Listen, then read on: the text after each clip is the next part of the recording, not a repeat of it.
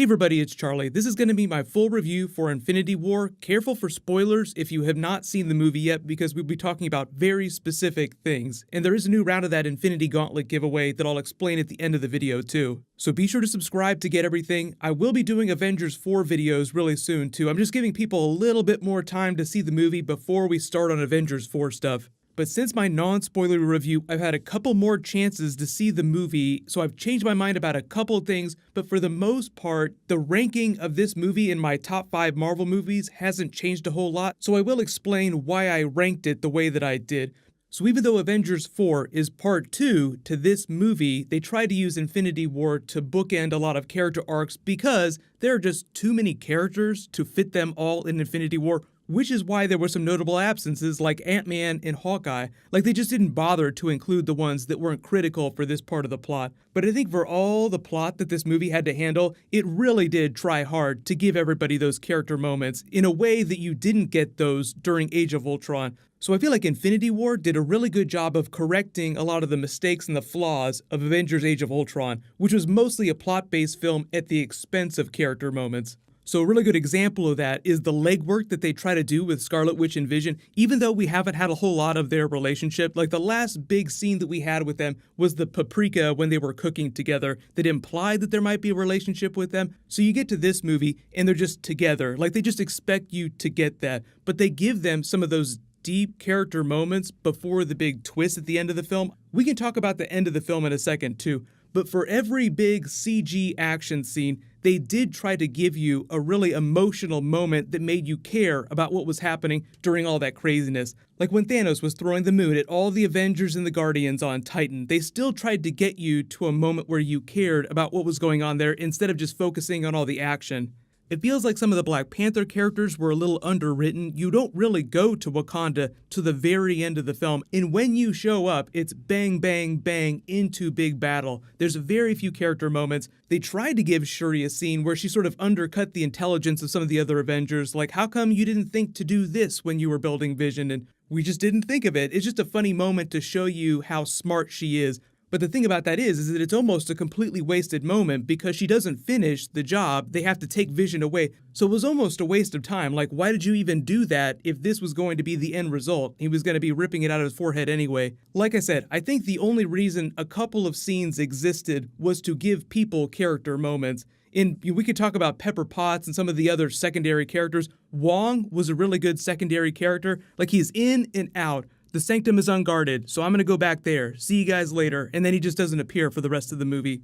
You may have detected a couple moments during the film where they were setting up payoffs for Avengers 4. We call those like teases for Avengers 4. One of them was Pepper Potts with Tony, where he's talking about having a child with her. This is them setting up stakes in their relationship that they'll pay off in Avengers 4. Also did the same thing with Iron Man and Captain America's character. Which is, we can talk about that when we get to Avengers 4 predictions, but a lot of that gets into some of the mechanics of the way they explain how the Infinity Stones work, the way you have to sacrifice someone for the Soul Gem. But like I said, even though this was like a series of big action scenes strung together, they strung those together with really good character moments. Do you concur, Doctor? All the Doctor Strange Iron Man scenes were one of my favorite pairings in the film. I think I said it during my non-spoilery review. Thor and the Guardians and Iron Man and Doctor Strange were my two favorite pairings. I think for a lot of the other relationships, because this movie had to accomplish so much, the writers and the producers hope that you just come into it knowing how certain characters work and what the pre-existing relationships are. They don't have to give every single character a really long scene re-explaining what their relationship with each other is. So like Winter Soldier and Captain America don't spend that long getting back together. It's just like, hey man, how you been? You just see them do that and you get it. So that was also kind of the same thing with Spider-Man and Iron Man, so that at the end of the film, you get that emotional turn. Tom Holland's performance in that final scene, his Doctor Who moment, I don't want to go. Probably the most emotional Ash person of them all. Not the most emotional death. I still give that to Thanos and Gamora, because Josh Brolin's performance was fantastic in the way they redesigned Thanos' face. Like, if you go back and you watch that original Avengers film, look at the Thanos post-credits scene, it looks laughable compared to how good Thanos looks in Avengers Infinity War.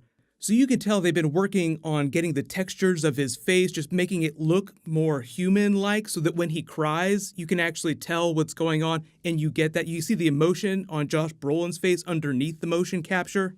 They've even nailed some of the nonverbal reactions too, like when Thanos smirks or when he narrows his eyes, like just little ticks of Josh Brolin's face. The thing that you see Robert Downey Jr. doing a lot, like when he's looking at Spider-Man, like, oh, come on, kid. He doesn't have to say that, you just read it on his face. So of all the motion capture characters, Thanos was the best, which was important for the film because this was really Thanos' film. That was a bit of a cheat of the marketing, although, to be fair, the Russos did tell us that this was Thanos' movie. But then you kind of see how he gets this full arc during Infinity War. It's really about Thanos' arc. Completing the gauntlet, he snaps his fingers, he accomplishes his mission. What does that mean for his role during Avengers 4? There are a lot of unresolved arcs for the Avengers because Doctor Strange says this was the only way we could win. The one plan that they could undertake in millions of possibilities that he foresaw that would lead them to victory. Losing the initial battle so that they could win the war. What does that say about Thanos during Avengers 4? Is he even going to be a main character? They have to get the gauntlet from him. But I think that's why Kevin Feige and the Russos changed the title of Avengers 4 to Untitled, and it's going to be something different because Infinity War is Thanos' arc from start to finish. He has nothing more to do. Like, he's chilling out on what looks like Gamora's planet, which he said had become a paradise since he destroyed half of all life there, just sort of marveling at his accomplishment. I'm happy. I can finally relax and enjoy myself. That's them telling you that he's done. He has nothing more left to do. I think the reason that a lot of the mainstream media knocked the movie down a little bit is some of the table setting that they did in addition to that. So there's all these strings in the background too. Like, you have to set up all the Avengers arcs, this big tease of Doctor Strange's, his secret plan with Iron Man. We're gonna lose this battle so that we can win the war. In pursuit of that, there are a lot of cheats that the movie just expects you to be on board with, which I was totally fine with, but it's kind of funny the second or third time you see the movie, you pick up on those things a little bit more, like Scarlet Witch's accent. This is what she sounded like during Age of Ultron when she first debuted. But I saw Stark's fear. I knew it would control him, make him self-destruct. Everyone creates the thing they dread.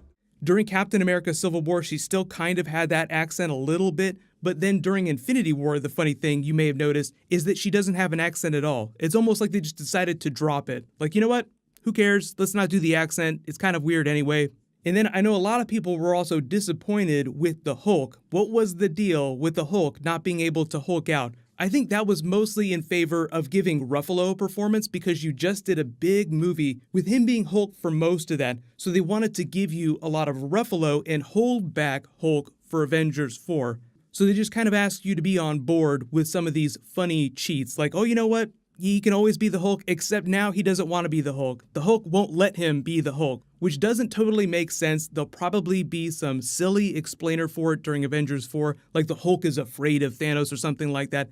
I haven't changed my mind about some of the things that I think did not work, like the Black Order, for instance. Some of the CG just wasn't great. Ebony Maw was amazing. Of all the Black Order, he was definitely my favorite. The Russos even said before the movie came out that he had become an early fan favorite. But Proxima Midnight's motion capture was not good at all. Carrie Coon, the actress that was doing the voice for her, is an amazing actress, but for whatever reason, the motion capture just was not on point. My other mild disappointment was Peter Dinklage's character. He's amazing, he's a great actor, but I just felt like what they did with that character wasn't that great. They didn't write him that well, and it wound up taking me out of the movie a little bit. Even though all the stuff that they did there, the forging of Stormbreaker, all that stuff was great. I just feel like the stuff that they did with Peter Dinklage's character could have been a little bit better. Loved all the Gamora Thanos scenes. You really do feel like they cared and loved each other despite their relationship. Like Gamora says, I hate you, you're terrible, but she still cries for him the first time she thought that she killed him. So I know there's a lot of questions about everything that happened relative to the Soul Gem. What's going on with the Red Skull? Surprise, that's actually not Hugo Weaving underneath that motion capture. It's Ross Marquand from The Walking Dead. That's why his voice sounded a little bit different. And I know there's all kinds of questions about the Soul World and where Thanos went when he snapped his fingers at the end of the film. So that's like a separate video. That's more Avengers 4 teaser related stuff, getting into the mechanics of how the Infinity Stones work. But don't worry, just be thinking Soul World, something still alive inside the Soul Gem. I think for the most part, they did earn their ending where everyone turns to ash. Like I said, this was meant to be the culmination of Thanos' arc. His goal was to snap his fingers and erase half of all life. So they reminded you of that at least like 3 times during the film. They kept referring to him snapping his fingers. And so, of course, he was going to snap his fingers at the end. But you do kind of have to laugh if you follow a lot of these movies. You can kind of see the table setting they're doing. So they're wiping a lot of characters, literally wiping them off the board so that there are fewer characters to deal with in Avengers 4 and going to be a little bit more personal. And they can bring characters off the bench like Ant-Man and Hawkeye and Captain Marvel now. So I think a lot of the mainstream media is knocking the movie for being very obvious about that. Like, they wiped Black Panther away. We know he's getting a sequel, so you know he's coming back. You know Spider-Man is coming back because they're filming Spider-Man 2 this summer.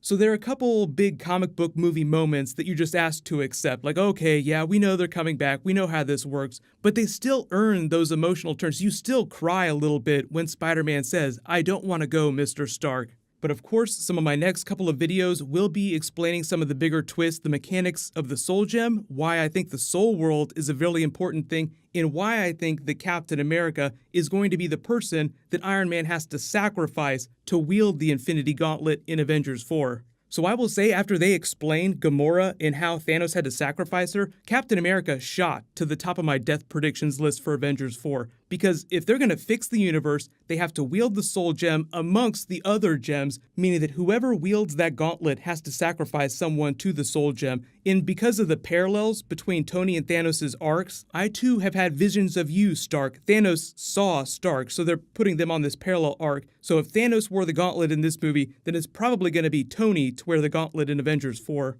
But just be thinking about that. Don't worry, those videos will post over the course of the weekend. Leave all your requests in the comments below. I know you're all asking where I rank this now in my top 5 Marvel films, so Winter Soldier is still my favorite, but Infinity War is now my second favorite, close second, then Black Panther, then the original Iron Man film, still holds up, still an amazing film, then Captain America Civil War. So for the most part, pretty quality all around, but these are just my top 5 that stand above the rest right now. Big question for you guys though, where do you rank Infinity War in your list of favorite Marvel films now? There's a new round of the Infinity Gauntlet giveaway. All you have to do to enter that is be a subscriber and leave a comment on the video. Congratulations to the winner from my last video, Michael Bradley. Please private message me so I can get your contact details. Click here for my post-credit scene video and click here for that other new Deadpool trailer. Thank you so much for watching. Everybody stay awesome. I'll see you guys tonight.